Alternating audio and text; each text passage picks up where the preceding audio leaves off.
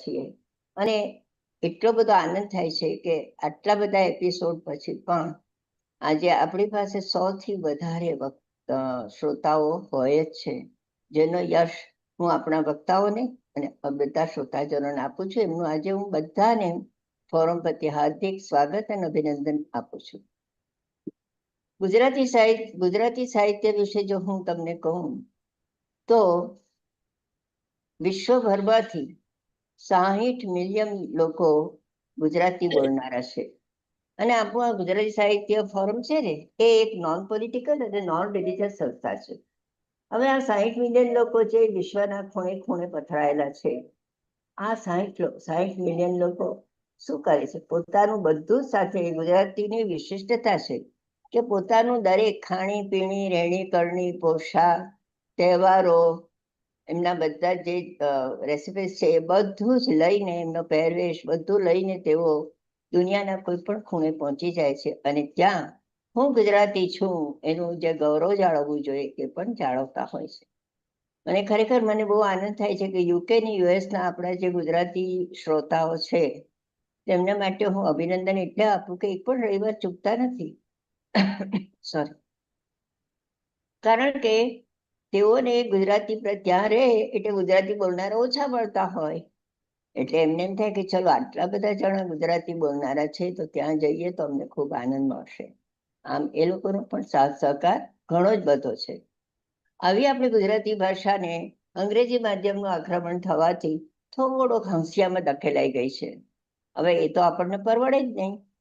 એટલે આ ભાષાની સમૃદ્ધ તો છે જ. એ કઈ રીતે કે દરેક વખતે આજે 269 એપિસોડ છે ને, તો હું એમ કહીશ કે 262 એપિસોડ સુધી આટલા બધા જ નવા વિષય, કોઈ પણ વિષય એક પણ વખત રિપીટ થયો નથી.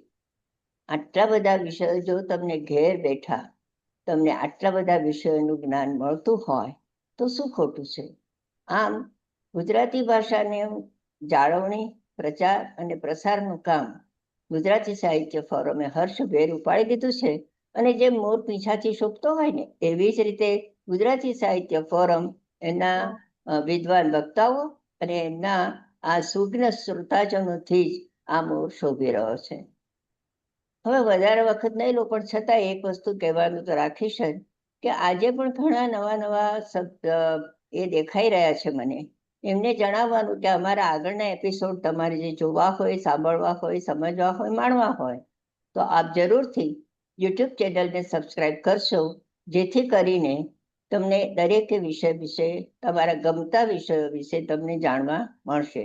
અને જ્યારે તમે સાંભળો ને તે વખતે તમને જો કોઈ પણ પ્રશ્ન ઉપસ્થિત થાય તો એ પ્રશ્ન તમે કોમેન્ટ બોક્સમાં લખશો, જેથી કરીને વક્તા તેનો જવાબ જરૂરથી આપશે.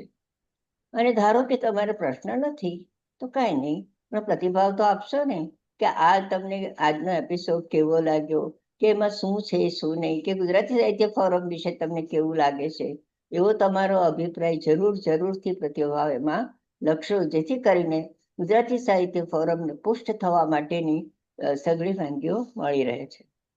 ચાલો વધારે વખત ન લેતા હું લેસ્ટર સ્થિત અને હવે ભારતમાં આવેલા નયનાબેન પટેલને હું વિનંતી કરીશ કે તેઓ આજના વિદ્વાન વક્તા નીતિનભાઈનો પરિચય આપે. નમસ્તે મિત્રો. અને હું બોલવાનું શરૂ કરું એ પહેલા માફી માંગી લઉં. આજુબાજુ ફટાકડા ખૂબ પૂરજોશમાં ફૂટે છે, એટલે વચ્ચે વચ્ચે અવાજ આવે તો મને માફ કરશો. અને આજના આપણા વક્તાના જે વિષય છે તે પણ અનયુઝ્યુઅલ છે. ભાગ્યે જ એનો વિચાર પણ આપણે કર્યો હોય. તો એવા નીતિનભાઈ ભટ્ટ એન્જિનિયરિંગ ના સ્નાતક છે પોતે, અને 4 દાયકા સુધી જર્મનીની આંતરરાષ્ટ્રીય કંપની કાર્લ ઝાઇસ સાથે કાર્યરત હતા. નાનપણથી વાંચનનો ખૂબ શોખ ધરાવતા નીતિનભાઈએ લેખનની શરૂઆત પ્રેરણાદાયક લેખો અને વિવિધ પ્રસંગોના ભાવાનુવાદથી કરી, જે પ્રતિષ્ઠિત અખબારોમાં પ્રસિદ્ધ થતા રહ્યા છે. 2013થી પુસ્તકોના ભાવાનુવાદ કરવાનું શરૂ કર્યું, અને અત્યાર સુધીમાં તેમણે અનુવાદિત કરેલા 36 પુસ્તકો પ્રસિદ્ધ થઈ ચૂક્યા છે. એમાં વિશ્વવિખ્યાત પુસ્તકો જેવા કે પોલિએના અને આગાથા ક્રિસ્ટીના 7 રહસ્ય કથાઓ ઉપરાંત રીચ ડેડ પુઅર ડેડનો સમાવેશ થાય છે. આ ઉપરાંત હીરો કંપનીનો ઇતિહાસ આલેખનું હીરોની યશગાથા અને રાહુલ બજાજ એક અનોખી જિંદગી જેવા પુસ્તકો પ્રસિદ્ધિ પામ્યા છે. નીતિનભાઈ, આપના વક્તવ્યને સાંભળવા સૌ મિત્રો આતુર છે અને કાર્યક્રમનો દોર આપને હું સોંપું. અને ખરેખર સાંભળવા માટે અમે ખરેખર જિજ્ઞાસા ખૂબ છે, કારણ કે આવા વિષય કોઈ દિવસ અમે વિચાર્યો જ નથી. તો કાર્યક્રમનો દોર આપના હાથમાં સોંપું છું નીતિનભાઈ. અસ્તુ. નમસ્કાર. ગુજરાતી સાહિત્ય ફોરમ, કોકિલાબેન, રિંકીબેન, કૌશલ, બધાનો આભાર અને સર્વ શ્રોતાજનોનો તે આભાર કે મને આ તક મળી. હું પહેલેથી કબૂલાતનામું કરી દઉં, જેને ડિસ્ક્લેમર તરીકે બહુ જાણીતું છે, કે હું મેનેજમેન્ટનો બહુ મોટો નિષ્ણાત નથી કે નથી કોઈ હું પૌરાણિક કથાઓનો કે એનો નિષ્ણાત, પરંતુ મેં વાંચ્યું છે ઘણું અને મેનેજમેન્ટના પણ ઘણા અનુભવ કર્યા છે. એટલે પૌરાણિક કથાઓમાં મને જે આધુનિક મેનેજમેન્ટ માટે જે સુસંગત લાગ્યું એનો મેં વિચારેલું છે અને એ હું તમારી પાસે રજૂ કરી રહ્યો છું. પણ આ એક એટલું બધું ડાયનેમિક વાતાવરણ છે મેનેજમેન્ટ એટલે. હમણાં તો આપણે જોઈએ છીએ કે દરેક વાતનો ઓબ્ઝર્વેશન રેટ એટલો હાઈ છે કે મારી ઘણી બાબતો કદાચ સુસંગત અત્યારે ન પણ લાગે, તો એ માટે મને દરગુજર કરવા વિનંતી. હવે પહેલા આપણે નક્કી એ કરીએ કે પૌરાણિક શું અને મેનેજમેન્ટ શું. તો પૌરાણિક તો બધા જાણે છે કે આપણા જે સમૃદ્ધ ઇતિહાસ છે, જેમાં વેદના લેખનથી શરૂ થયું, પછી ઉપનિષદ આવ્યા અને પછી પુરાણો આવ્યા. અને એમાં વેદમાં લોકોએ એક બુદ્ધિગમ્ય અભિગમ રાખેલો, બધા આનંદિત હતા. ઉપનિષદમાં આંતરિક સમજ ઊભી થઈ અને પછી પુરાણોમાં એ આંતરિક સમજ અને એ બુદ્ધિ વ્યવહારિક રીતે કઈ રીતે જોઈ શકાય એના ઉત્તમ ઉદાહરણો આવ્યા. એનો ગેરફાયદો પણ થયો કે એને કારણે અંધશ્રદ્ધાને એ બધું પણ આવ્યું, ઘણા રીત રિવાજો પણ આવ્યા, પણ એમાં આપણે બહુ નહીં પડીએ. પણ એ પુરાણોના અમુક પ્રસંગમાં જે રીતે કથા આલેખાયેલી છે એ અત્યારની મેનેજમેન્ટમાં ઘણી સુસંગત છે એમ કહી શકાય. હવે મેનેજમેન્ટ એટલે શું? તો મેનેજમેન્ટનું આપણે બહુ એક બહોળી વ્યાખ્યા આપી હોય તો એમ કહી શકાય કે એક નિર્ધારિત લક્ષ્યને ઉપલબ્ધ સંસાધનોની સાથે નિર્ધારિત સમયમાં પૂર્ણ કરવું અને એ બધાને માટે હિતકારક હોય એ રીતે પૂર્ણ કરવું, એને સારી અને સાચી મેનેજમેન્ટ કહેવાય. અને મેનેજમેન્ટ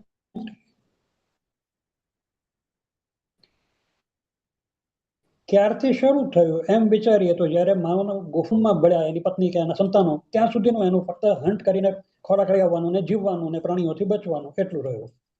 પછી જ્યારે સમાજની રચના થઈ, જ્યારે ખેતી શરૂ થઈ, ત્યારે સામૂહિક કાર્ય શરૂ થયા, સામૂહિક વહેંચણી શરૂ થઈ અને જે ઉત્પાદન હતું એ અને વેચાણ હતું એ બંને જુદા પડ્યા. અને એ જેમ જેમ વધતા ગયા, જેમ જેમ એની જરૂરિયાત ઊભી થઈ ગઈ, અન્ન ઉપરાંત પછી બીજા સાધનોની, અન્નને ઉગાડવા માટેના સાધનોની, પછી ઘર બનાવવા માટેના સાધનોની, પછી ઘર ઉપયોગી વસ્તુઓની, અને પછી ઘણી બધી અને અસંખ્ય. એ જ્યારે બધું શરૂ થયું અને એનું ઉત્પાદન શરૂ થયું અને એનું વિતરણ શરૂ થયું, ત્યાર પછી અનેક પ્રકારની મેનેજમેન્ટ આવી. અને અત્યારે આપણે વર્તમાન પરિસ્થિતિમાં જોઈએ છીએ કે ગૃહની મેનેજમેન્ટ તો મહત્વની છે જ, તે એની સાથે સંસ્થાની મેનેજમેન્ટ હોય છે. અને અત્યારે જે મેનેજમેન્ટનો મુખ્ય જે ભાર છે એ ઔદ્યોગિક મેનેજમેન્ટ ઉપર, ઇન્ડસ્ટ્રીયલ મેનેજમેન્ટ ઉપર છે, કારણ કે એને કારણે આર્થિક પરિસ્થિતિ અને દેશની આર્થિક પરિસ્થિતિ અને વ્યક્તિની પરિસ્થિતિ બદલાય છે, સમૃદ્ધ થાય છે અથવા એ વિનાશ થાય છે. તો ઇન્ડસ્ટ્રીમાં પછી મેનેજમેન્ટ જુઓ તો ઘણું બધું મેનેજમેન્ટ આવે પાછું. HR છે, એડમિનિસ્ટ્રેશન છે, પ્રોડક્શન છે, ક્વોલિટી કંટ્રોલ છે, ફાઇનાન્સ છે, અગણિત વિભાગો પડ્યા. આનું મુખ્ય કારણ એ કે કાર્યનો વિસ્તાર થતો ગયો અને કાર્યનું અનેક પાસાઓ બદલાતા ગયા સતત. એક એમ પણ માનવામાં આવે છે કે મેનેજમેન્ટ એટલે ફક્ત નેતાને લાગુ પડે, જે એક લીડર હોય એને લાગુ પડે. નો ડાઉટ લીડરનું મહત્વ ઘણું જ વધારે હોય છે, પણ એની સાથે એ વિચારવા જેવું છે કે સમગ્ર ટીમ પણ એટલી જ માહિતગાર હોવી જોઈએ બધા સિદ્ધાંતોથી, કારણ કે એ ટીમમાંથી જ પછી મેનેજર બનવાના છે. એ જે ભવિષ્યનો કાર્યભાર છે એ ટીમના જ મેમ્બરે સંભાળવાનો છે.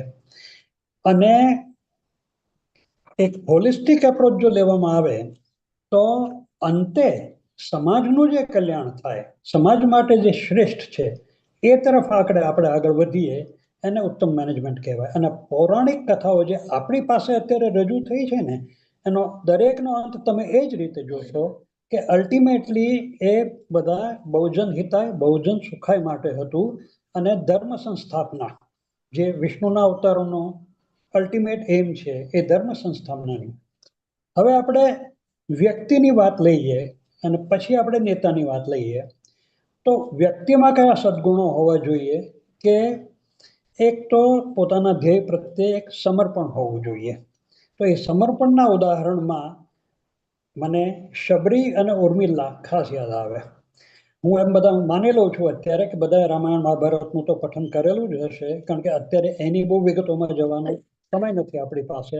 પણ આ બે પાત્રોનું તમે જોશો તો એમણે મૂંગા મોઢે જે કંઈ કાર્ય કર્યું અને કોઈ પણ જાતના ઇમિડિયેટ રેવોર્ડ માટે એમણે કર્યું, એનું ફળ એમને અંતે સુખદ મળ્યું.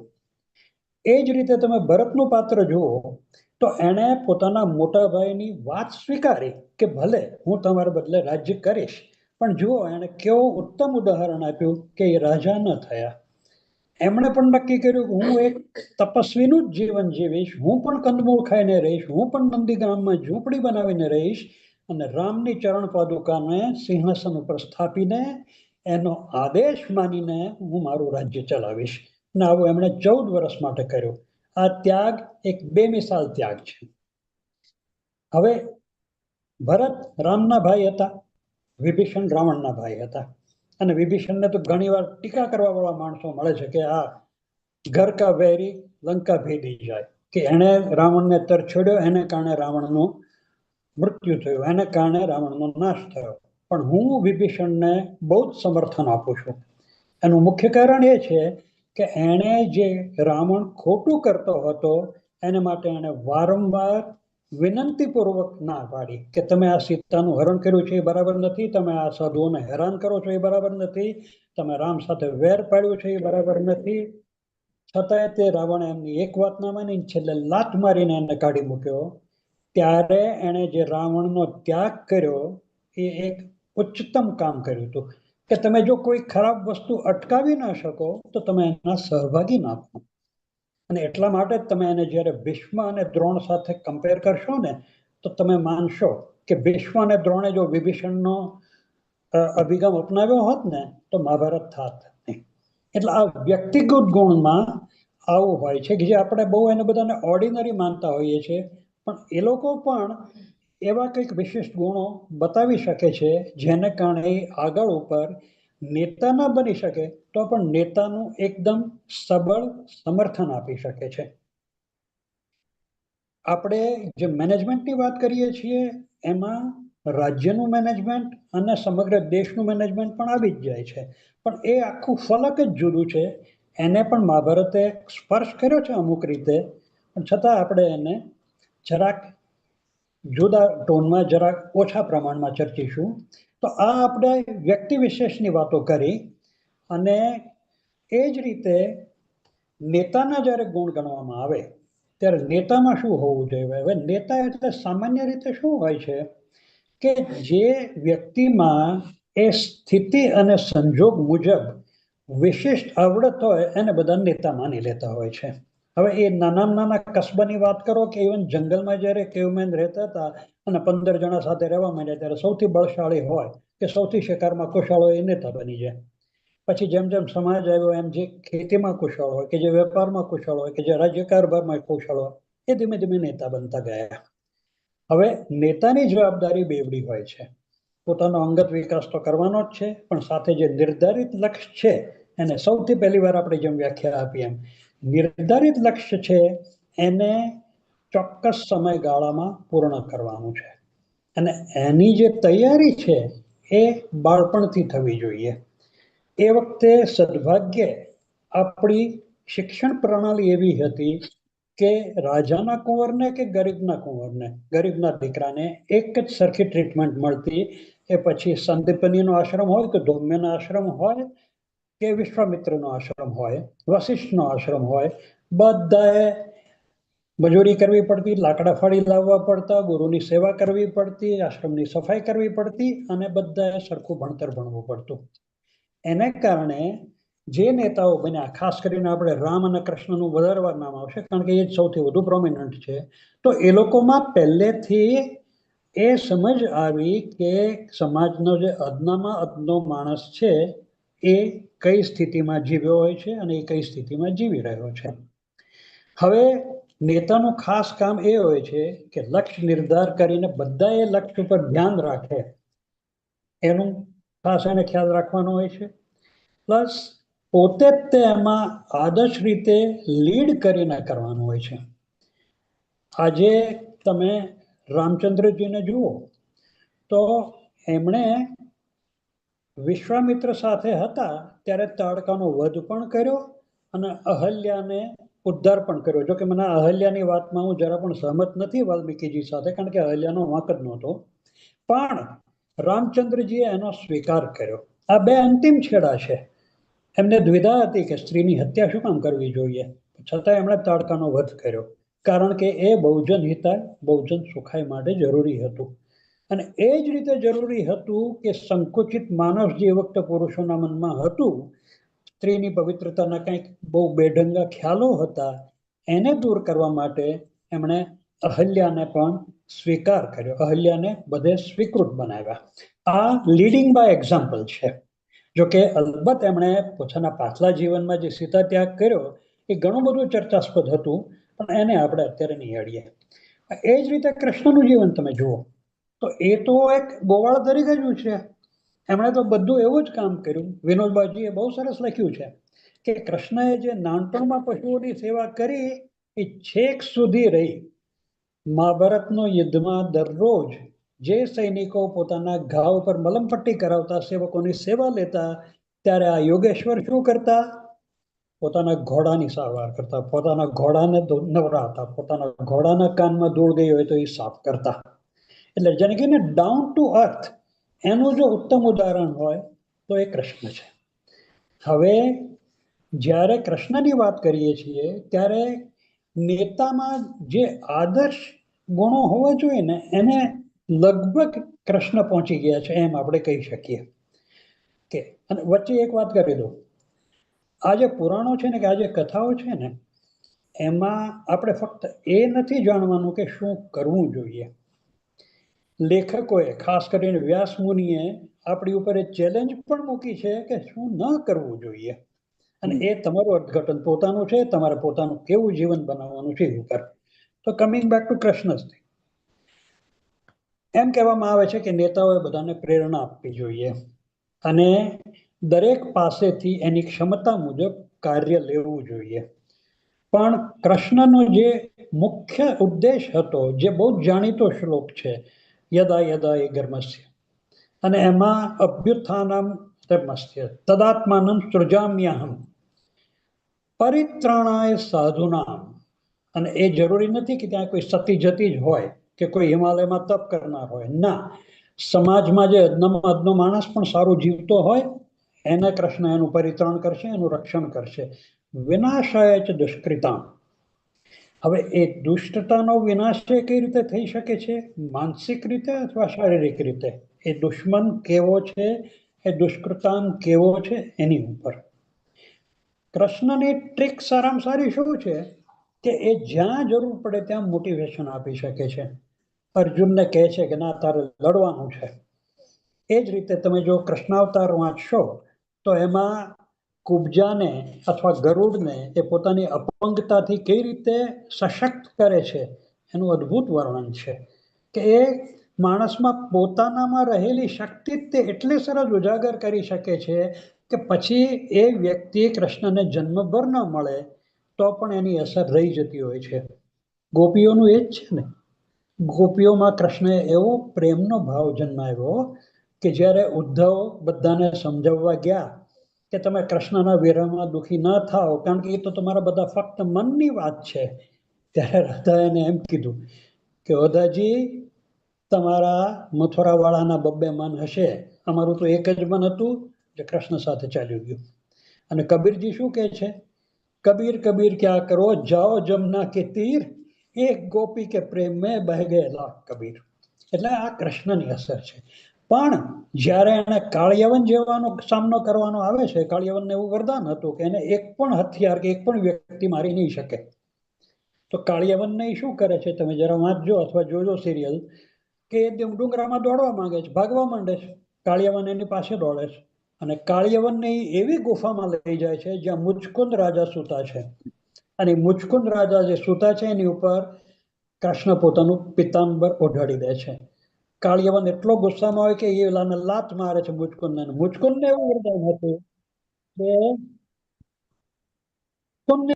હતું કે એની ગાઢ નિદ્રા એને લેવી હતી, અને એ નિદ્રામાં કોઈ એને ખલેલ કરશે તો એ ત્યારે ને ત્યારે ભસ્મ થઈ જશે. આને મેનિપ્યુલેશન કહેવાય. કે જે સમજ્યું છે, જે સશક્ત છે, જે મોટિવેશનથી કે સમજણથી માનવાના નથી, એને પછી એમના અંતકાળ તરફ દોરી જવા માટે આવી યુક્તિ કરવી પડે. એ જ રીતે તમે મહાભારતના જે બીજા મહાન પાત્રોનો દેહાંત થયો એ પણ જુઓ તો કૃષ્ણનો એમાં એક યા બીજી રીતે ફાળો હતો જ તે. આમાં હું યુધિષ્ઠિરનું એક્ઝામ્પલ આપવા માંગુ તમને. નરોવા કુંજરોવા બહુ જાણીતો પ્રસંગ છે.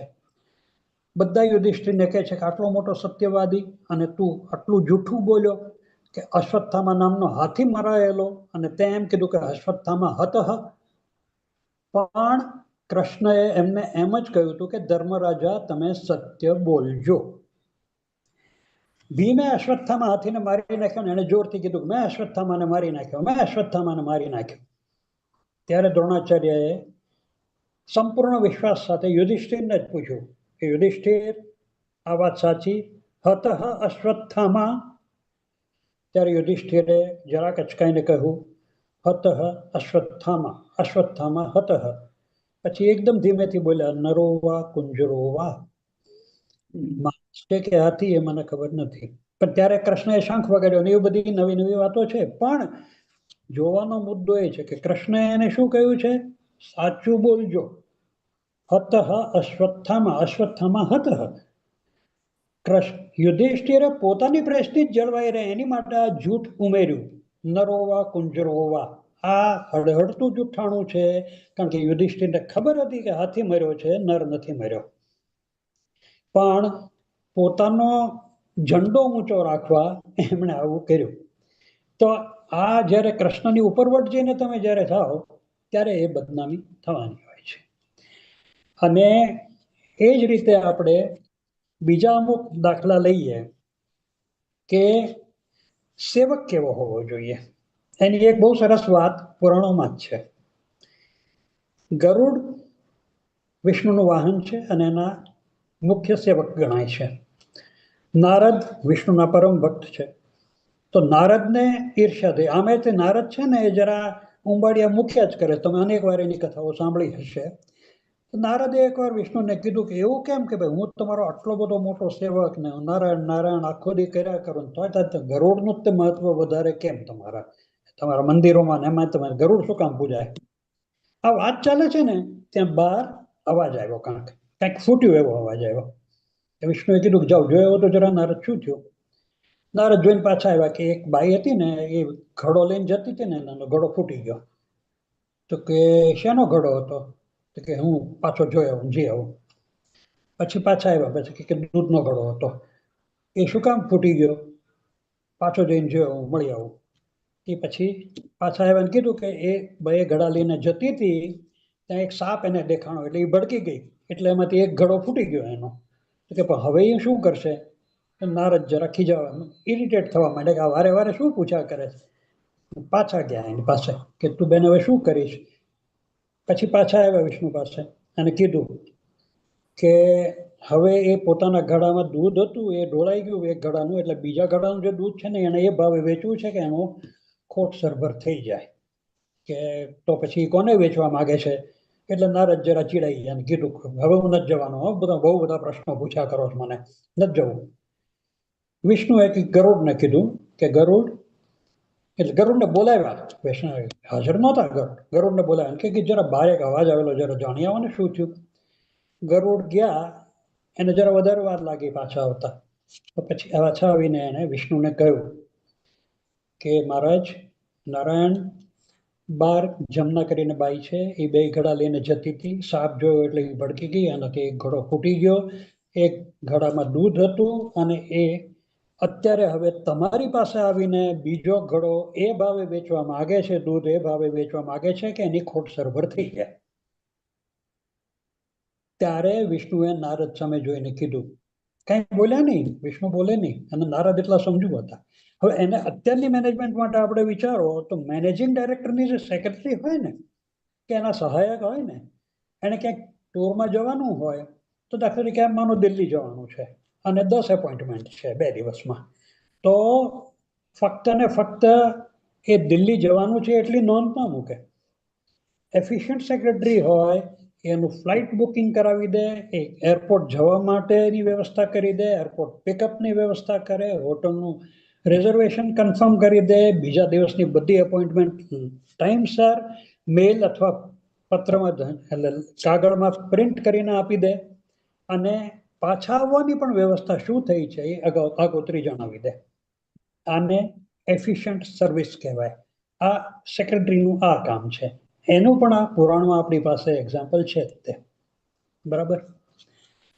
હવે જે વિનાશય દુષ્કૃતામની વાત છે ને, એમાં પણ તમે જુઓ કે કૃષ્ણ અને રામનો અભિગમ કેવો છે. એ માણસ જાતમાં વિશ્વાસ કરે છે. અને આપણે પણ મેનેજમેન્ટ જ્યારે કરીએ ઇન્ડસ્ટ્રીમાં કે સંસ્થામાં કે એમાં ગમે ત્યાં, ત્યારે કોઈએ અજુગતું કંઈ કર્યું હોય તો એને સુધરવાની પૂરતી તક આપવી જોઈએ. અને એ જો ન જ સુધરે તો પછી એનો એક યા બીજી રીતે વિનાશ ચોક્કસ છે. રામચંદ્રજીએ રાવણ સાથે સુલેહ કરવાના અનેક પ્રયત્ન કર્યા. છેલ્લે અંગદને એમણે દૂત તરીકે પણ મોકલ્યો કે તમે સીતાને પાછા આપી દો તો આપણે યુદ્ધ નથી કરવું. રાવણ ના માન્યો. કૃષ્ણની તો વાત જાણીતી છે કે એ તો પોતે છેક સુધી વિષ્ટિ કરવા ગયા કે ભાઈ 5 ગામ આપી દે, 5 ગામ આપશો તો હું નક્કી કરીને કહી દઈશ કે ભીમ એની પ્રતિજ્ઞા ઉપર આગ્રહ નહીં રાખે, દ્રૌપદી પોતાનું અપમાન ભૂલી જશે, આપણે આ યુદ્ધ ની વારો. ના, નથી કરવું. એટલે મહાભારત થયું. શિશુપાલના 100 ગુના માફ કરવાનું પ્રોમિસ કૃષ્ણએ એની માતાને આપ્યું હતું, જે એના માસી હતા. અને શિશુપાલને 97મી ગાળ પછી, 97મા અપશબ્દ પછી ચેતવ્યા કરે છે કે શિશુપાલ તું બરાબર નથી કરતો, શિશુપાલ તું બરાબર નથી કરતો, છતાં એ ઘમંડમાં જાય છે અને છેલ્લે પછી સુદર્શન ચક્ર ચાલે છે. એ જ રીતે જરાસંધને અનેક વાર સમજાવેલો, 1-2 વાર તો મારતો છોડી દીધો હતો. એ તમે કૃષ્ણ અવતારમાં વાંચી શકશો. પછી તે જ્યારે એને એમ જ નક્કી કર્યું કે મારે 100 ક્ષત્રિયોના રાજાઓને મારીને એક યજ્ઞ કરવો છે અને 98 ક્ષત્રિય રાજાઓ ભેગા થઈ ગયા છે, ત્યારે કૃષ્ણ એની પાસે ગયા અને કીધું કે ચાલ દ્વંદ કરીએ, અને એનો એ રીતે અંત કર્યો. કારણ કે શિશુપાલ કે જરાસંધ કે રાવણ કે કુંભકર્ણ, જ્યાં સુધી એમના દેહનો અંત નહોતો થવાનો ત્યાં સુધી એમની દુષ્કૃતામ પરિસ્થિતિ બદલાવાની નહોતી. અને આ બંનેમાં, રામાયણ અને મહાભારતમાં, બહુ જ સ્ટ્રોંગ મેસેજ છે કે યુદ્ધને કોઈ પણ સંજોગોમાં અટકાવો. કોઈ પણ જીતતું નથી યુદ્ધમાં. અત્યારે મને લોંગેસ્ટ ડે નો એક ડાયલોગ બહુ યાદ આવે છે. જે એના પિક્ચર જોયું છે ને એને ખ્યાલ હશે કે રિચર્ડ બર્ટન બ્રિટિશ સોલ્જર છે, એની સામે એક અમેરિકન સોલ્જર છે અને એક જર્મન સોલ્જર. આ ત્રણેય જણા એક સાવ અવાવરું જંગલમાં ભેગા થયા છે અને રિચર્ડ બર્ટનનો લેગ તૂટી ગયો છે, ફ્રેક્ચર થઈ ગયું છે, જર્મન સોલ્જર મરી ગયો છે અને અમેરિકન સોલ્જર સાવ બાઘો થઈને આવે છે કે હું ક્યાં આવી ગયો, એ તો સાવ 18 વર્ષનો છે. ત્યારે રિચર્ડ બર્ટન કહે છે કે look, he dead, me crippled, you lost, I wonder who won. આ યુદ્ધ કોણ જીત્યું છે? યુધિષ્ઠરને પણ આ જ પશ્ચાતાપ થયેલો. હવે આપણે થોડું એ જોઈએ કે સાચો જે લીડર છે ને એ ક્યારે વ્યક્તિ ઉપર નહીં જાય. એ અત્યારના મેનેજમેન્ટમાં પણ તમે જોશો કે જે સારા લીડર તરીકે પ્રસિદ્ધ થયા છે, જે અડી તાતા કે રતન તાતા કે મુલગાંવકર કે બીજા ઘણા બધા, એ લોકો શું સાચું છે ને એ મહત્વનું કરશે, કોણ સાચું છે એ ક્યારેય નહીં. એટલા માટે જ તે એક સરસ ઉદાહરણ મહાભારતમાં છે કે એકવાર યુધિષ્ઠિર પાસે એક યાચક આવ્યો કે મહારાજ મને કંઈક આપો, મારે કંઈક જોઈએ છે, મારે જરૂરિયાત છે. તો યુધિષ્ઠિરે એને એમ કહ્યું કે ભાઈ કાલે આવજે, આજે નહીં. બરાબર, યુધિષ્ઠિર તો વડા હતા બધા પાંડવોના. પેલો યાચક તો ખાલી હાથે ગયો, પણ ભીમ નગારું વગાડવા માંડ્યો. હવે નગારાનો અર્થ શું હતો કે કંઈક મોટી જાહેરાત થવાની છે, કંઈક એનાઉન્સમેન્ટ થવાનું છે. એટલે યુધિષ્ઠિરે જ પહેલા પૂછ્યું કે ભાઈ શું કામ નગારા વગાડે, તારે શું એનાઉન્સ કરવું છે? તો કે મહારાજ મારે એમ એનાઉન્સ કરવું છે કે યુધિષ્ઠિરે કાળને જીતી લીધો છે. તો કેમ આમ બોલે છે? કે તમે પેલાને કહ્યું ને કે આવતીકાલે આવજે, એટલે તમને તો ખાતરી છે ને કે તમે આવતીકાલે જીવિત હશો, તમે તો કાળ વિજેતા બની ગયા. તરત યુધિષ્ઠિરને ખ્યાલ આવ્યો અને તરત જ તે સેવકને દોડાવીને એને પાછો બોલાવ્યો, યાચકને, અને એને યાચકને. તો what is right, who is right નહીં, યુધિષ્ઠિર વડીલ હતા, પણ આ જ્યારે નથી સમજાયું ને ત્યારે તે મોટામાં મોટી તકલીફ થઈ છે. ધૃતરાષ્ટ્રનો પણ જે મોહ હતો એ ખોટો હતો, ભીષ્મની જે પ્રતિજ્ઞા હતી એ પણ એક રીતે ખોટી હતી. અને એ આપણે હવે એ રીતે જોવાનું છે કે શું ન કરવું જોઈએ, એ આપણે હવે થોડી વારમાં લઈએ. પણ નેતાઓના ખાસ કરીને જે બીજા લક્ષણ હોય છે ને એ બધા સાથે સરળતાથી વર્તવાના અને બધાની ક્ષમતાને સાચી રીતે ઓળખીને એને એ ડાયરેક્શનમાં આગળ લઈ જવાના. અને બીજું સૌથી વધુ મહત્વનું, અપડેશન. અત્યારે આ મોડર્ન ટેકનોલોજીના જમાનામાં અપડેશન, અપગ્રેડેશન બહુ પ્રચલિત શબ્દો છે. અને મને લાગે છે કૌશલ જેવા તો એને સમર્થન આપી શકે કે એક એમ કહેવાય છે કે તમે જો દોડવાનું બંધ કરી દો ને તો તમે જ્યાં છો ત્યાંય ન રહી શકો. તમારે ત્યાં જે સ્થિતિમાં છો ને એ સ્થિતિમાં રહેવા માટે અત્યારે દોડવું પડશે. કૃષ્ણનો એક્ઝામ્પલ તો, કંસને માર્યો એટલે એનો પૂર્ણ અધિકાર હતો મથુરા ઉપર રાજ્ય કરવાનો, પણ ના, એમણે ઉગ્રસેનને રાજ્ય આપ્યું ને પોતે સાંદીપની મુનિના આશ્રમમાં ભણવા ચાલ્યા ગયા, કારણ કે એમનું ફોર્મલ એજ્યુકેશન નહોતું થયું, એમની જરૂર નહોતી. સાંદીપનીએ જ તેને સાધુ ગર્ગે એમ કહ્યું હતું કે આમને કઈ જરૂર નથી, કારણ કે એ તો બધા એને ભગવાન માનતા હતા. પણ કૃષ્ણએ કયું એક્ઝામ્પલ સેટ કર્યું કે ના, હું તો ભણવા જઈશ. અને ત્યાં એમણે સુદામા સાથે મૈત્રી બનાવી. ક્યાં એની કક્ષા જુઓ, એક એકદમ અમીર, એક સાવ ગરીબ, અને એ મૈત્રી એમણે ક્યાં સુધી નિભાવી જ્યાં સુધી બંને 80 વર્ષના નહોતા થઈ ગયા. એટલે એ નિભાવવાનું જે છે ને એ પણ મહત્વ છે. દ્રુપદ અને દ્રોણ વચ્ચે થયું એવું ના થવું જોઈએ કે દ્રુપદ અને દ્રોણ મિત્રો હતા, પછી દ્રોણ જયારે સહાય માંગવા આવ્યા ત્યારે દ્રુપદ એનું અપમાન કરીને કાઢી મૂક્યા. એને કારણે મહાભારતનું એક રીઝન એ પણ કહેવાય છે. પણ સુદામા અને કૃષ્ણ છે એની તો મૈત્રીની તે એક્ઝામ્પલ દેવાય છે, એને આદર્શ માનવામાં આવે છે કે ત્યાં કોઈ પદવી, કોઈ પ્રતિષ્ઠા કામ નથી આવતી. આપણે પણ અત્યારે જોશું કે આપણી સાથે ત્રીજા ચોથા ધોરણમાં જે ક્યાં ભણતા હતા એ અત્યારે જે પરિસ્થિતિમાં હોય આપણે એને મળીને એકદમ આનંદ વિભોર થઈ જઈએ છીએ. તો જે શું કરવું જોઈએ એ આ છે કે ભાઈ સારા થાવ, એક લક્ષ્ય ઉપર ધ્યાન આપો, નિષ્ઠાથી કામ કરો, તમને જે ઓર્ડર્સ આપવામાં આવે છે એ શિસ્તબદ્ધ રીતે પાળો. આ શિસ્તને કારણે જ તે રામની સેના જે નબળી ગણાતી હતી એ રાક્ષસોને જીતી ગઈ, અને 7 અક્ષોહિણી સેના 11 અક્ષોહિણી ઉપર ભારે પડી. રામનું એક બીજું બહુ મહત્વનું કાર્ય એ હતું કે આર્યો એ વખતે પોતાની જાતને બહુ ઊંચી સમજતા હતા, જે અત્યારે તે ઘણું પ્રવર્તમાન છે. અત્યારે આ રિઝર્વેશન્સ ને બધું ચાલી રહ્યું છે એના મૂળમાં કે ભારતના પતનના મૂળમાં અનાજ જાતના ભેદભાવ રહ્યા છે. તો રામને એ માટે ફૂલ માર્ક્સ આપવા પડે કે એમણે ગુહ સાથે એટલે ભીલ જાતિ સાથે, પછી વાનરો સાથે, પછી ગીધ સાથે અને રીંછ સાથે મૈત્રી બનાવી, અને એ પણ અગ્નિની સાક્ષીએ. અને પછી એમાં રાક્ષસને પણ ભેળવવામાં આવ્યો. આમાં આ પ્રાણીઓના નામ નથી, આ બધી જાતિઓ હતી.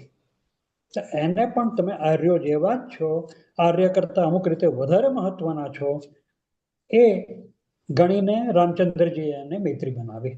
હવે શું ન કરવું જોઈએ? તો સૌથી પહેલી વાત તો અહંકારની જ આવે છે. તમે જેટલા જોશો કે જેટલા દાનવો છે, જેટલા ત્રાસ વર્તાયો છે, એ ફક્ત ને ફક્ત અહંકારને કારણે છે. આશુતોષ રાણાએ હમણાં એક વિડીયો સર્ક્યુલેટ કરી છે, જેમાં એ પોતે રાવણ બન્યા છે અને લક્ષ્મણને બોધ આપે છે.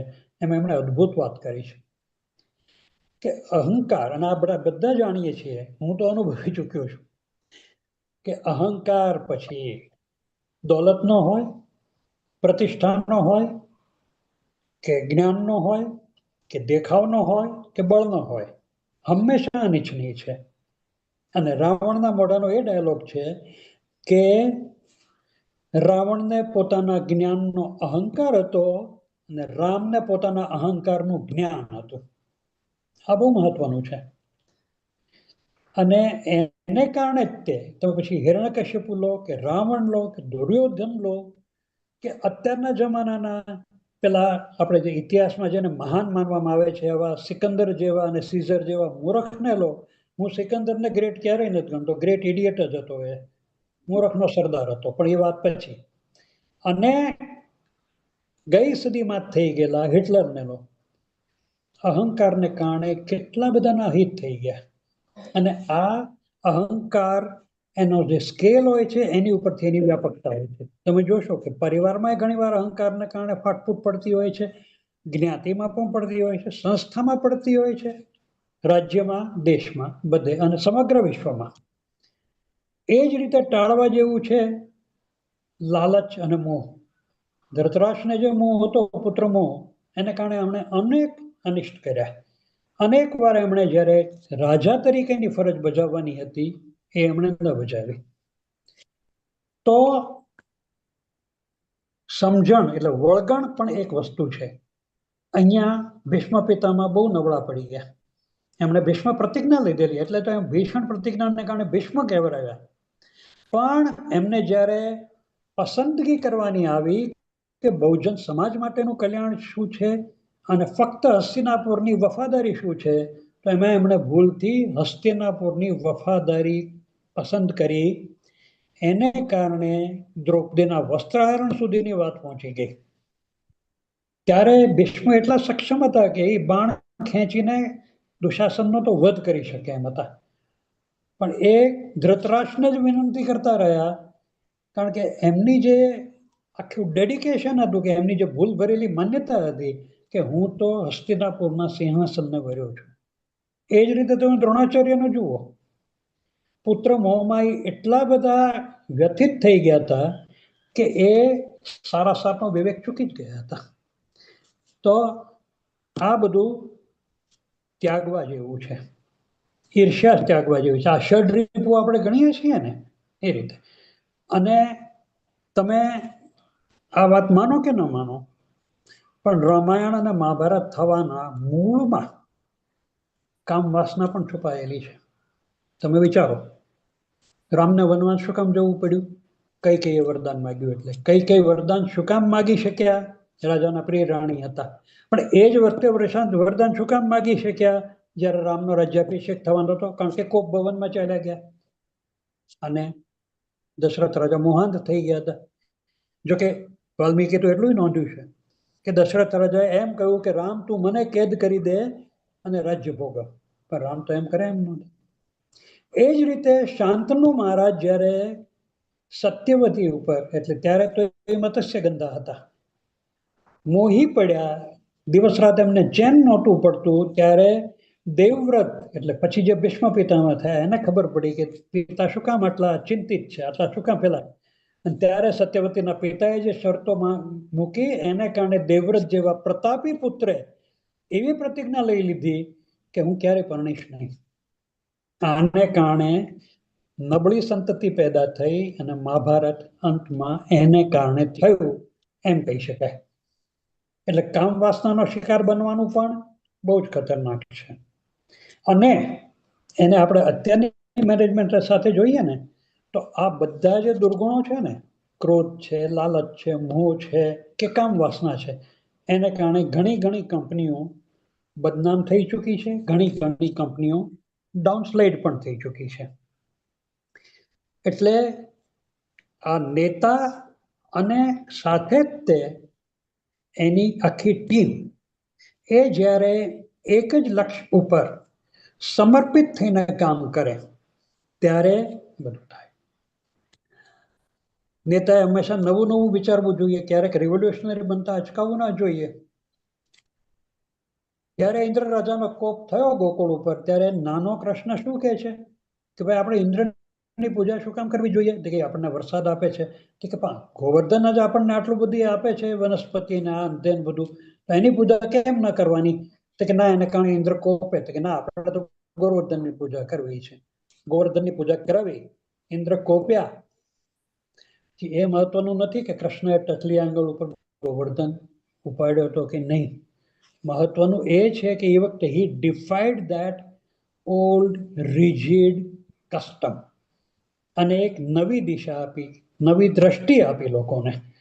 પછી એ જોવાનું છે કે કથાકારે બહુ સરસ લખ્યું છે કે કૃષ્ણએ તો ટચલી આંગળીએ ઝીલી લીધો ગોવર્ધનને, તો બધાને થયું કે અમારે કન્ટ્રીબ્યુશન કરવી જોઈએ, એટલે બધાએ પોતાની લાકડીનો ટેકો કર્યો. ગોવાળોએ એ તો એ લાકડીના ટેકા વગેરે ગોવર્ધન તો ઊંચો રહે જ. એ જ રીતે આપણે પેલું જોઈ ગયા ને કે જે એમ્પ્લોયીની સક્ષમ હોય એનો શક્તિનો સર્વશ્રેષ્ઠ ઉપયોગ કરવાનો. હનુમાન આખો સાગર કૂદી ગયા હતા, તો એવી એક યોજના બનાવી શકાત કે ચાલો હનુમાન અમુક ખાસ સૈનિકોને લઈને દરેક વખતે કૂદી જાય ને બધું કરે. ના ચાલે? ના ચાલે. પુલ બનાવવાનો છે તો કોને જવાબદારી સોંપી? નલને ને નીલને. અને એ પછી વાત બરાબર છે કે ભક્તિ ભળી એના કારણે આખો સેતુ બની ગયો. પણ ત્યારે એક સરસ કથા પછી કથાકારે ઉમેરી. હવે અમુક કથાઓ પછીથી પણ ઉમેરાણી છે, પણ એ સ્પર્શી જાય એવી તો છે જ તે. કે ત્યારે ખિસકોલી નાના પથ્થરા લાવતી હતી, એ તો કેટલું ઉપાડી શકે, કાંકરા. પણ રામે એની ઉપર હાથ મૂક્યો એટલે એને ઓલા ચટ્ટાપટ્ટા પડી ગયા. અને જે રીતે કૃષ્ણ વિનાશ દુષ્કૃતા માટે જેટલા રૂથલેસ હતા ને, એટલા જ સરહૃદય સંવેદનશીલ હતા. એનો એક અદભુત દાખલો છે. એટલે કે મારો સમય ધીમે પૂરો થયો છે એટલે હું એ કહી રહ્યો. આપણે પ્રશ્નો પણ પછી લઈશું. પણ જ્યારે મહાભારતનું યુદ્ધ શરૂ થવાનું હતું ત્યારે એક ટીટોળી કાળું કલ્પાંત કરતી હતી, ટીટોળી પક્ષી. તો આગલે દિવસે કૃષ્ણને અર્જુનને બધા જરા જોવા ગયા હતા રણક્ષેત્ર. ત્યાં ટીટોળી ચીસાચીસ કરે તો કૃષ્ણએ કીધું કેમ, શું છે ભાઈ? કે મારા નાના બચ્ચા છે ને એને હું લઈને ક્યાં જાઉં? કાલે તો બધા હાથી ઘોડા લડવાના છે, આમાં અમારું કોણ સાંભળશે? તો કૃષ્ણ કે પણ તને ખબર હતી કે અહીંયા આવડું મોટું યુદ્ધ થવાનું છે, તો તું તારો માળો લઈને બીજે કેમ ના વહી ગઈ? અરે કે મારા બચ્ચા ઉડતા નથી શીખ્યા ને એમને કઈ ખબર નથી, આમ તેમ. તો કે પણ વહી કેમ ન ગઈ? તો કે મને એમ હતું કે આ બે ભાઈઓ કઈ આવી નાની જમીન માટે લડે, આવો કઈ કુટુંબનો વિનાશ કરે. અને હવેનું વાક્ય જુઓ ટીટોળીનું. અને મેં તો એમ સાંભળ્યું હતું કે તમે તો વિષ્ટિ કરવા ગયા છો, તમે તો મનાવવા ગયા છો, તો તમે કઈ આવું યુદ્ધ થવા દો?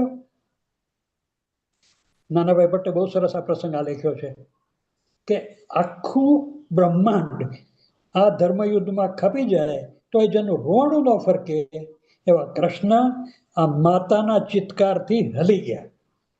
અને એમણે હાથીના ગળામાંથી એક મોટો ટોકરો એ ટીટોળીના માળા ઉપર રાખી દીધો. એમાં બે કાણા પાડ્યા, હવા આવે અને ટીટોળી બહાર જઈને ચણ લઈ આવી શકે. 18 દિવસને અંતે 5 પાંડવો તો બચ્યા હતા. 18 અક્ષોણી સેના વિનાશ પામેલી, પણ આ ટીટોળીના બચ્ચાનો વાણવાંકો નહોતો થયો. આને ટાઇટલ આપ્યું છે મૃદુની કુસુમાદપી, કે વજ્ર જેવા કઠોર બની શકો અથવા ફૂલ જેવા કોમળ બની શકો. આ લીડરનું આ લક્ષણ છે. અને ઘણા લીડર્સે એવું બતાવ્યું છે. તમે ગાંધીજીના તે એવા દાખલા જોશો કે જ્યારે અમુક બાબતમાં અતિશય કડક પણ અમુક બાબતમાં અતિશય રુજુ. એ જ રીતે અબ્રાહમ લિંકન, એ જ રીતે નેલ્સન મંડેલા, અને એ જ રીતે આપણા ઇન્ડસ્ટ્રીઝના જે ડી તાતા કે બીજા કોઈ, જેની વિશે મને બહુ વધારે માહિતી નથી. એટલે ઇન શોર્ટ આપણે એમ કહી શકીએ કે જ્યારે પૌરાણિક કથાઓમાંથી આપણે બોધ લઈએ છીએ ત્યારે એટલું ધ્યાન રાખવાનું છે કે એ દરેક વ્યક્તિ માટે બોધ છે, સમગ્ર સમાજ માટે બોધ છે. અને તમે જુઓ કે આ જે પૌરાણિક સાહિત્યની શરૂઆત થઈ ને એ બહુ સારા મંત્રોથી થઈ, ઈશાવાસ્યમના મંત્રોથી થઈ. સહનાવતુ સહનૌ ભુનક્તુ સહવીર્યમ કરવા વહે, આપણે બધા સાથે કરીને કરીએ આ બધું અને બધાનું કલ્યાણ થાવ. અને ઋગ્વેદમાં તો બહુ જાણીતું મંત્ર છે, આનો ભદ્રાકૃંતુ વિશ્વતઃ, કે દરેક દિશામાંથી અમને સારા વિચારો પ્રાપ્ત થાવ. હવે ત્યારે શું હતું, મારા ધારવા પ્રમાણે, કે સંખ્યા ઓછી હશે, વસ્તુઓ વિપુલ માત્રામાં હશે, એટલે આવું કોઈ સંચાલન કરવાની કોઈની જવાબદારી નહીં આવી હોય. અને સંચાલન થતું ગયું પછી જેમ જેમ ઉત્પાદન વધતા ગયા, જેમ ઉત્પાદન વહેંચનારા વધતા ગયા, જેમ ઉત્પાદન કન્ઝ્યુમ કરનારા વધતા ગયા, એમ સ્પર્ધા આવી, એમ અછત ઊભી થઈ અને એને કારણે તે સમગ્ર મેનેજમેન્ટના કન્સેપ્ટ ઊભા થયા. અને એ શિક્ષણ સંસ્થામાં એટલે કે ત્યાંથી જ તે બધા જે અલ્ટિમેટ મેનેજમેન્ટ કરવા વાળા છે એ ત્યાંથી આવવાના છે. અને પછી જ્યારે ઇન્ડસ્ટ્રીમાં આવવાનું થાય ત્યારે કદાચ સીન આખો જુદો હોય. બિલ ગેટ્સ એમ જ કહે છે કે તમારું કોલેજનું ભણ્યું અહીંયા કંઈ કામ નહીં આવે, કારણ કે જે ઇન્ડસ્ટ્રીનું છે, જે વાસ્તવિકતા છે એ સતત બદલાતી રહે છે, કારણ કે માણસોના મન સતત બદલાતા રહે છે. છતાંય તે આ પૌરાણિક કથાઓમાં એક શાશ્વત સંદેશો તો છે ને છે કે તમે જો નીતિમત્તાથી તમારું લક્ષ્ય ચોક્કસ કાર્યકાળમાં પૂરું કરવા માટે સંપૂર્ણ નિષ્ઠાથી કામ શરૂ કરો તો એનું પરિણામ સારું મળવાનું જ છે. પણ પાછી કૃષ્ણની વાત યાદ રાખવાની કે કર્મણ્યેવાધિકારસ્તે. અમને ઝાયસમાં હતો ને ત્યારે એક સરસ એક્સરસાઇઝ કરાવેલી. અમારી ટીમને એક નાનો કાગળ આપી દેવામાં આવેલો અને એમાં એક આકૃતિ હતી, એમાં અમારે રંગ પૂરવાના હતા. એ આકૃતિ અમને સમજાઈ જ નહોતી, પણ અમને સ્ટ્રિક્ટ ઇન્સ્ટ્રક્શન હતી કે 7 મિનિટમાં રંગ પૂરી દેવાના છે અને ફટાફટ પતાવી દીધું, આપી દીધું. હવે કઈ ખબર જ નહોતી કે શું કરવાનું છે, એટલે અમે તો વિચારતા હતા કે આ ચિત્રને ક્યાં પ્રદર્શિત કરશે. પણ એ ચિત્ર એક બહુ મોટા ચિત્રનો નાનો પાર્ટ હતો અને એ અમે સરખી રીતે રંગ કેલો એટલે સરસ રીતે ત્યાં ફિટ થઈ ગયો અને આખું ચિત્ર નયનરમ્ય બન્યું. તો કોઈએ એમ નથી માનવાનું કે હું બહુ નાનો પાર્ટ છું, હું બહુ નગણ્ય છું. ગાંધીજી સરસ કહેતા કે નાની વસ્તુઓ જો પોતાનો સ્વભાવ છોડી દે ને તો મોટી વસ્તુ ટકે જ નહીં. રજકણ જો પોતાની ગ્રહણ શક્તિ છોડી દે તો હિમાલય જેવો પર્વત ડબી જાય. અને બીજું અત્યારે જે કોમ્પિટિશન બહુ ચાલે છે ને, તો રામાયણમાં એક બહુ સરસ વાત લખી છે. અગસ્ત્ય મુનિએ 2 રાક્ષસોને પચાવી નાખ્યા હતા, હજમ કરી નાખ્યા હતા. એ 2 રાક્ષસોનું કામ એવું હતું કે સંજીવની વિદ્યા જાણતા હતા અને ત્યારે તો માંસાહાર થતો હતો, એટલે જે કોઈ ભગત આવે એને એક રાક્ષસ પોતે બીજો રાક્ષસ એને મારી નાખે, એનું માંસ પીરસે, પછી ઓલાનું પેટ ચીરીને પેલો આવી જાય. તો અગસ્ત્ય તો એ બેને પચાવી દીધા. તો રામચંદ્રજી એમ પૂછે છે કે તમે આટલા બધા ઋષિઓને ભણાવો છો, આટલા બધા વિદ્યાર્થીઓ છે, તો એમાં એક જ અગસ્ત્ય શું કામ પાકે છે? ત્યારે અગસ્ત્યએ કહ્યું કે રામચંદ્ર, એ ધ્યાન રાખો કે આ આખું ધરું વાળ્યું છે, આખો ફ્લાવર બેડ છે. આ બધા જો ઋષિકુમારો અહીંયા આવું ઋચાનું જ્ઞાન કે સ્તવન ન કરતા હોય તો અગસ્ત્ય ન જન્મી શકે. એટલા માટે કોઈ નગણ્ય નથી. જ્યારે લાખો લોકો ટેનિસ રમે છે ત્યારે એક સિનર, એક જ્યોન બોલ કે એક રોજર ફેડરર ઉભો થાય છે. જ્યારે લાખો લોકો ક્રિકેટ રમે ત્યારે એક સચિન તેંડુલકર, એક વિવેન રિચાર્ડ થાય છે. તો એ પણ રામાયણમાં સરસ રીતે એલાબોરેટ કર્યું છે. બરાબર. એટલે હવે આપણે પ્રશ્નો લેવા હોય તો લઈ શકીએ. મારી વાત આ લગભગ તો પૂરી છે. હવે આ ઘણી બધી વાતો થઈ શકે આમાં, પણ તો પણ સાચી વાત છે. પૌરાણિક કથાઓ અને આજનું મેનેજમેન્ટ, એટલે પુરાણમાંથી અત્યાર સુધી બધું તમારે સુસંગત કરવું હોય ઘણી બધી વાતો કરી તમે કરી શકો. છતાં ટૂંકમાં તમે ખૂબ સરસ રીતે બધું સમજાવ્યું છે. તો કૌશલ ચોકસીને પ્રશ્ન છે તેમને ઉપસ્થિત કરવાનો. આ બહુ મજાનું છે કે આજે નીતિન જોડે વાત કરી શકીએ છીએ. અને અને તો પહેલી વાત તો એ કે જ્યારે મેં આ જ્યારે વિષય જોયો ત્યારે જ મજા આવી ગઈ, કારણ કે બહુ અનયુઝ્યુઅલ વિષય છે, પણ ઘણું જ બધું આમાં સમજવા જેવું ઘણું બધું છે. આજે તમે જુઓ કે motivational speaker like Tony Robbins, જે બહુ ફેમસ છે કોચ, કે પછી તમે એકહાર્ટને જુઓ, ટોલ એકહાર્ટને, તમે અંદર જો ડીપર જાઓ તો એમાંથી બધેથી તમને એ બધા મેનેજમેન્ટના કન્સલ્ટન્ટ છે, એમાંથી તમને ડીપર તમને વૈદિક અને ઉપનિષદના અમુક તમને ટ્રેસીસ મળી આવે તમને. એટલે એને તારી વાત કરવા માટે મેં કહ્યું અત્યારે મેનેજમેન્ટના કયા આપણે એમ કે 3-4 આપણે શબ્દો જોઈએ, તો કે એક તો છે કે એજિલિટી, એટલે વ્યવસાયિક ચપળતા, જે આપણે કહીએ કે એજિલિટી અત્યારના બિઝનેસમાં જોઈએ. બીજું છે કે ડેટા, એનો કે પછી ડેટા જોઈએ. ત્રીજું આપણે એઆઈની વાત કરી છે. તો આપણે કમ્પેર કરીએ તો કે એજિલિટી, તો કે કૃષ્ણા જેટલી એજિલિટી જે મહાભારતમાં છે, એટલે કે લીડરશિપ રિજિડ નથી. જે આપણે કહે છે કર્મસુ કૌશલમ, એટલે ધ સ્કિલ ઇન એક્શન.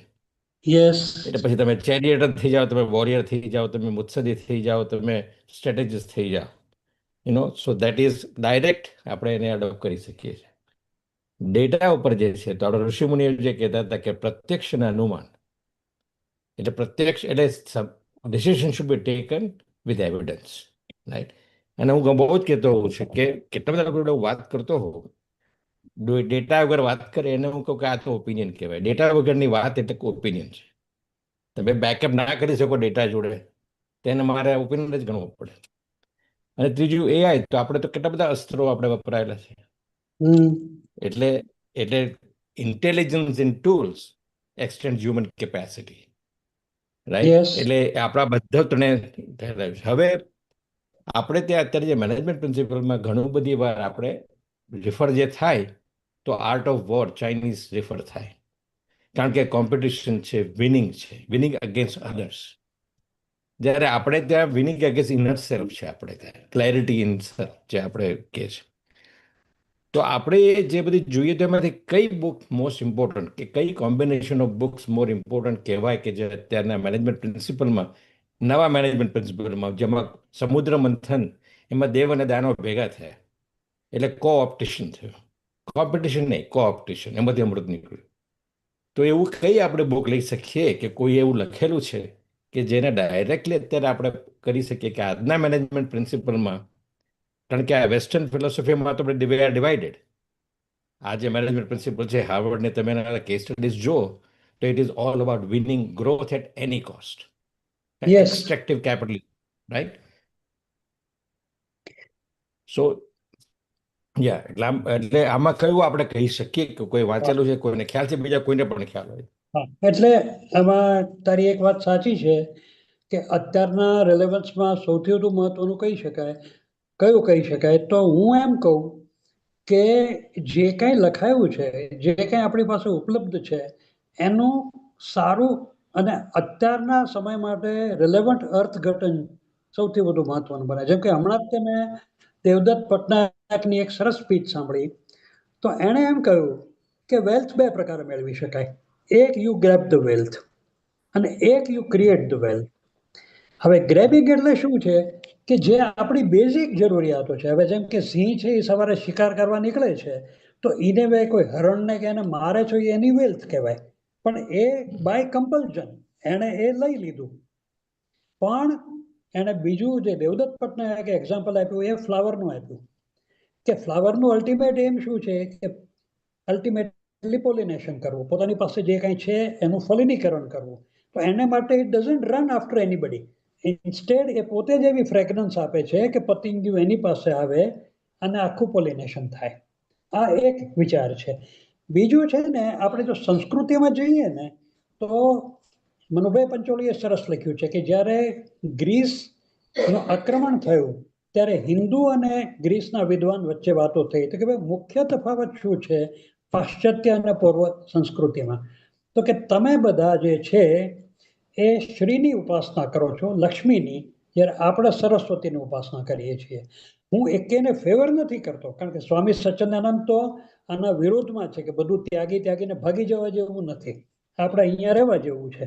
પણ આનું જ્યારે બેલેન્સ કરવું જોઈએ, હું એમ માનું છું. અને સર્વજન સુખાય સર્વજન હિતાય એ અંડરલાઈન થવું જોઈએ. અત્યારે જો દાખલો આપ્યો કે વિન એટ એની કોસ્ટ, એને કારણે તને તો ઘણી વધારે ખબર હોય કે અમેરિકા કે બીજા પાશ્ચાત્ય રાજ્યો ક્યાં આવીને ઊભા છે એ આપણને જાણ છે. એની અસરને કારણે આખું વિશ્વ અત્યારે એક ભરડામાં ફસાઈ ગયું છે, એમ પણ કહી શકાય. તો એ આંધળી દોટ છે, એને કંઈક એરેસ્ટ કરવા માટે આપણા પુરાણોમાંથી એક અર્ક કાઢીને કોઈ, અને એમાં દેવદત્ત પટનાયકે એક સારો પ્રયત્ન કર્યો છે. સંપૂર્ણ છે હું નથી કહેતો, પણ સારો પ્રયત્ન કર્યો છે. અને મેં સૌથી પહેલા કીધું ને કૌશલ, કે આ એટલું બધું ડાયનેમિક છે ને કે આજે જ આપણે આમ વિચારીએ તો કાલે કંઈક બીજું એડપ્ટ કરવું પડે. પણ that is what is Krishna is, કે ભાઈ રણ છોડીને ભાગી જાય અને સામી છાતી લડી લે. એટલે મને એવું લાગે કે આજે લગભગ 80 થી 100 જણા હશે એમાં અત્યારે આપણે ઝૂમ અને યુટ્યુબમાં થઈને. તો આપણે જ્યારે આ તારો એપિસોડ જ્યારે યુટ્યુબ પર આવે ત્યારે નીચે કમેન્ટમાં બધા ચાલુ રાખે, બધા એક્ઝામ્પલો, તો આપણે કદાચ આમાંથી આવું નીકળતું રહે. કારણ કે બધા બુક્સ વાંચી હોય, કશું ખ્યાલ આવ્યો હોય, અને યુ કેન રિપ્લાય, તું આ જવાબ આપતો રહે કે આપણે, એટલે એક ડાયલોગ ચાલુ થઈ શકે આપણે યુટ્યુબ પર. કારણ કે અત્યારે 80 થી 100 કલેક્ટિવ બ્રેઇન બેઠેલા છે અહીંયા. યસ. તો આનામાંથી વધારે આપણે જ્યારે કાઢી શકીએ તો એ મારી એવી વિનંતી છે કે બધા આની અંદર કોમેન્ટ કરે અને ચાલુ રાખે આની અંદર. બહુ સરસ, થેન્ક યુ. ખૂબ સરસ. સાચી વાત છે કે જો કોમેન્ટ આપે બધા, તો એનો જવાબ કોઈ આપે, એનો જવાબ કોઈ આપે,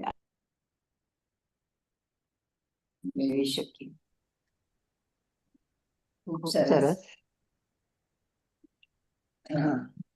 હવે આપણે અત્યારે જે પૌરાણિક કથાઓને ઉપરથી મેનેજમેન્ટ ફંડની જે વાતો કરી, એને માટે કે આપણી પાસે બધું જ હતું, વારસો આપણને ઘણો બધો મળે છે, પણ એનો એ વારસાનો ઉપયોગ આજે નીતિનભાઈ જે એમનું વક્તવ્ય આપ્યું એમાંથી 100 જણાએ એવી સાંભળ્યું છે, એ વધારે લોકો તરફ જાય તો એ ઉપયોગ કરી શકાય. અને એ જેમ પાણી પડી રહે ને ખરાબ થઈ જાય, એના કરતા ખળખળતી નદી જેમ પાણી વહે તો વધારે સારું. એટલે આજે નીતિનભાઈ ખૂબ સરસ રીતે આપણને સમજાવ્યું છે. હવે તમને બધાને થશે કે આવતા રવિવારે શું, પણ તમને બધાને દિવાળીની શુભકામના આપું છું કે હવે આવતા રવિવારે તો ખબર છે ને દિવાળીનો દિવસ છે, એટલે આપણે એક રજા લઈએ તો સરસ પડશે. કે એક રજા અહીંયા તો છે ને, આપણું ગુજરાત સાહિત્ય ફોરમ તો એક રજા લેતું જ નથી. આજે 5.5 વર્ષથી અવિરત ચાલ્યા કરે છે, પણ આ વખતે બરાબર દિવાળીનો દિવસ આવી ગયો છે, એટલે આપણે એ દિવસે રજા પાડીને આપણે બધા ઘરે ઘરે ખૂબ સરસ દિવાળી ઉજવીશું. ત્યાર પછીના રવિવારે બ્રિજેશ પંચાલ કરીને છે, અને તેઓ ભારતીય લોકશાહી એક અમર પરંપરા, એના ઉપર તેઓ પોતાનું વક્તવ્ય આપવાના છે. એટલે આપણે આવતા રવિવારે તો છે ને ખૂબ મસ્તીથી આપણે દિવાળી માણીશું. દીવડાઓ, લાઈટ, પછી સરસ સરસ જમવાનું, બધું ખૂબ સરસ રીતે આપણે દિવાળી ઉજવીશું બધાએ. અને નાના નાના બાળકોને તો સરસ સરસ કપડાં પહેરવાની મજા આવી જાય. એટલે દિવાળીનો પર્વ આપણે દીવડાઓ પ્રગટાવીને ઉજવીશું જ, પણ પછીના રવિવારે બ્રિજેશ પંચાલ પાસેથી પણ ભારતીય લોકશાહી એક અમર પરંપરા એ વિશે પણ આપણે બધા સાંભળીશું. હવે 2-3 જણાની હેન્ડ રેઇઝ થયા છે, તેમને પણ હું અહીંયા આમંત્રણ આપું છું. સૌ પ્રથમ દત્તાબેન. દત્તા. નમસ્તે. તમારું વક્તવ્ય ખરેખર બહુ જ સરસ હતું, અને તમે જે રીતે પાત્રોને સમજાવ્યા અને એ લોકોનું જે મહત્વ સમજાવ્યું એમાં ઘણું શીખવા મળ્યું. અને મને એવું વધારે પણ લાગ્યા જ કરે છે કે અહંકાર જ ખૂબ તકલીફ આપે છે. અને એ અહંકારને કઈ રીતે આપણે સમજી શકીએ, એની ઉપર કઈ રીતે ઉઠી શકીએ, એને માટે દરેક વ્યક્તિએ પોતે તો પ્રયત્ન કરવાનો જ છે, પણ તેની સાથે આપણી આ વાર્તાઓમાં પણ ઘણી સમજણ આપી છે જે આપણે લઈ શકીએ. એને માટે તમારો ખૂબ ખૂબ આભાર. આભાર. મને એક જે ઉપાય મળ્યો અહંકાર ગાળવાનો, ટૂંકમાં જણાવું તો કે આપણે જયારે ખગોળશાસ્ત્રનો વિચાર કરીએ ને ત્યારે આપણને તરત ખબર પડે કે આપણે કેવા રજકણ જેવા છીએ. હવે બધા પોતપોતાની રીતે વિચારી લે કે આપણું કદ આપણા શહેરના પ્રમાણમાં કેટલું છે, આપણા શહેરનું કદ દેશના પ્રમાણમાં કેટલું છે, દેશનું કદ પૃથ્વીના પ્રમાણમાં, અને પૃથ્વીનું કદ બ્રહ્માંડના પ્રમાણમાં કેટલું છે. તો પછી આપણને ખબર પડે કે આપણું મહત્વ કેટલું છે. ત્યાં અહંકાર કેટલો છે ખ્યાલ આવે આપણને. હા, એટલે આમાં શું છે, પાછું ડ્યુઆલિટી છે. આત્મગૌરવ, આત્મસન્માન અને અહંકાર. એટલે એક પિક્ચરમાં જ મને લાગે આમિર ખાન કે કોઈએ ડાયલોગ કહ્યો હતો કે હું કરી શકું છું એ આત્મવિશ્વાસ છે, પણ હું જ કરી શકું છું એ અહંકાર છે. હું કરી શકું છું એ આત્મવિશ્વાસ બરાબર છે. પણ આપણે અત્યારથી રોકી દઈએ છીએ કે ફરીવાર આવવાનું છે, એટલે એક સરસ પાછો આવો જ પૌરાણિક કથાના આજનો સંદર્ભમાં એવો કોઈ વિષય સરસ પસંદ કરી રાખજો, જેથી કરીને આ બધું જાણવા મળી શકે. હવે આપણી જે સફર છે એ તો ચાલ્યા જ કરવાની છે, અને એ સફર આગળ ચાલે ને એ પહેલા આજનો જે આપણો એપિસોડ થયો એનો આભાર તો માનવો જોઈએ ને. આભાર માનવા માટે હું આશા મયુર કારિયાને વિનંતી કરીશ કે તો આભાર વ્યક્ત કરે. ધન્યવાદ કોકિલાબેન. મારો અવાજ સંભળાય છે? હા જી. ગુજરાતી સાહિત્ય ફોરમના અધ્યક્ષ કોકિલાબેન ચોકસી અને ડિરેક્ટર સલાહકાર અલકાબેન ગાંધી, એ લોકોએ આ જ્ઞાનરૂપી દીપ યજ્ઞનો વિધિવત પ્રારંભ કરેલો છે. એમાં અંધકાર રૂપી અજ્ઞાનની આહુતિ આપવાનું કામ આજે શ્રી નીતિનભાઈ ભટ્ટે કર્યું છે. આ ખૂબ પુણ્ય અને પરોપકારી કાર્ય છે. નીતિનભાઈ ભટ્ટ, તમારો ખૂબ ખૂબ આભાર. આ એવા પ્રકારનો દીપ યજ્ઞ છે જેના દરેક દીવાની પાછળ જાણે એક સૂર્ય છુપાયેલો હોય એવું લાગે છે. એટલો તેજોમય આ દીપ યજ્ઞ છે. એટલે આ દીપ યજ્ઞમાં ભાગીદાર થનાર, અંધકારની આહુતિ આપનાર દરેકનો ખૂબ ખૂબ આભાર. પૌરાણિક કથાઓ અને આધુનિક મેનેજમેન્ટ એ મને વ્યક્તિગત રીતે મારા ગમતા વિષય છે. મેં મારા એન્જિનિયરિંગના સ્ટુડન્ટ્સને પણ ક્રાઇસિસ મેનેજમેન્ટ અને ગીતા વિશે ઘણા પાઠો ભણાવેલા છે. એટલે મને પહેલેથી જ બહુ હું રાહ જોતી હતી કે આ વક્તવ્ય ક્યારે આવે ને હું ક્યારે એને થોડું સમજવાનો પ્રયત્ન કરું. કારણ કે વ્યક્તિગત અને વ્યાવસાયિક વ્યવસ્થાપનમાં ઘણી બધી સમસ્યાઓ આવે અને પૌરાણિક કથાઓમાંથી આપણને એમના ઉકેલ પણ મળે, અને એ ખરેખર આપણા માટે એક દીવાદાંડી બને, એક માર્ગદર્શક બને. કોકિલાબેન, આ પૌરાણિક કથા એટલે આમ કથા મને આમ થોડુંક સત્યનારાયણની કથા જેવું બી લાગ્યું સાંભળતા. અને જ્યારે સત્યનારાયણની કથા હોય એટલે આપણે પ્રસાદની રાહ જોઈએ. કથાના અધ્યાય પૂરા કરીએ કે ના કરીએ, અને એમાં શીરો બધાનો ફેવરિટ હોય પ્રસાદ. એની સાથે મારો જે ફેવરિટ પ્રસાદ છે પંચામૃત, જેમાં 5 પ્રકારના અમૃત હોય. અને આજે નીતિનભાઈ ભટ્ટે જે વાત કરી એ કથામૃત છે. આ કથામૃતમાં પણ 5 પ્રકારના અમૃત છે. પહેલો અમૃત એમણે ધર્મ ગ્રંથોનો સંદર્ભ લીધો છે. બીજો અમૃત કથાકાર પોતે, એમની વાણીનો અમૃત. ત્રીજો અમૃત છે આ કથાના આયોજકો. મેં વાત કરી કોકિલાબેનની, અલકાબેનની, ઇવન રિંકીબેન. જેમ મહર્ષિ વાલ્મીકી રામાયણથી આપણને જોડે છે, એમ રિંકીબેન આપણને ઝુમાયણથી જોડે છે. ઝૂમ પર આપણને કનેક્ટ કરે છે, એટલે મેં ઝુમાયણ એવું કોઈને જ કર્યું છે નામ. એટલે કથાના આયોજકો એ પણ એક પ્રકારનું અમૃત છે. કથાના શ્રાવકો, નીતિનભાઈ તમે જોયું હશે આ જગદીશ કાકા, સુરેન્દ્ર કાકા, એ વરિષ્ઠ શ્રાવકો છે. અને હું વયોવૃદ્ધ એવું નહીં કહું, એ વયોબુદ્ધ શ્રાવકો છે.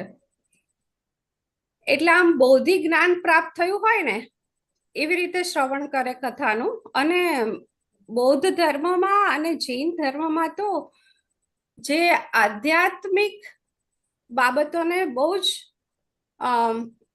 ગંભીરતાથી સિન્સિયરલી ફોલો કરતા હોય એને શ્રાવક, એના માટે શ્રાવક શબ્દ વાપર્યો છે જૈન ધર્મ અને બૌદ્ધ ધર્મમાં. એટલે કથાના શ્રાવકો પણ એક પ્રકારનું અમૃત છે. અને શ્રાવકો પછી કથાના વિવેચકો. કથા સાંભળવી, કથા સમજવી અને સમજ્યા પછી એનો પ્રતિસાદ આપવો. કૌશલભાઈ ચોકસી જ્યારે પણ GSF ના મંચ પર હોય એટલે એમનું વિવેચન, એમનું વિવરણ ખરેખર સાંભળવા જેવું હોય છે. એટલે આ કથાના 5 અમૃતોનો આપણને પરિચય થયો, આ પંચામૃતનો. એનો મને ખરેખર આનંદ છે. તમે ઘણા બધા વિષયોની ખૂબ સરસ, સહજ, સરળ ભાષામાં ચર્ચા કરી. તમે મહાભારત, રામાયણમાંથી જે પૌરાણિક પાત્રોના દ્રષ્ટાંતો લીધા છે, એમાંથી મને શબરી અને ઉર્મિલાની વાત ખૂબ સ્પર્શી ગઈ. કારણ કે આ બંને પાત્રો એવા છે જે એટલા બધા બહુ ફ્રિકવન્ટલી ડિસ્કસ નથી થતા. તમે એ પણ વાત કરી કે જ્ઞાનનો અહંકાર એટલે રાવણ અને અહંકારનું જ્ઞાન એટલે રામ. ખૂબ મોટી વાત છે આ. મને મારા જેવી વ્યક્તિ માટે આ બહુ સમજવા જેવી વાત છે કે જ્ઞાનનો અહંકાર કરીએ તો આપણી અંદર રાવણનો પ્રવેશ થાય, રામનો નિષેધ થઈ જાય. એટલે આ મારા માટે આ સમજવું બહુ જ જરૂરી હતું. કોકિલાબેન, આમ તો જ્યારે આપણી આંખો પર છારી બાજે ને યુઝ્યુઅલી, એટલે આપણે મોતિયાનું ઓપરેશન કરાવીએ. તમે એવા નિષ્ણાત છો કે જીવન દ્રષ્ટિ પર જે છારી વળેલી છે એવા મોતિયાના ઓપરેશન કરાવો છો આ મંચ પરથી. એટલે તમારો સવિશેષ આભાર, ધન્યવાદ. દરેકને દીપાવલીની શુભકામનાઓ. ખૂબ સરસ.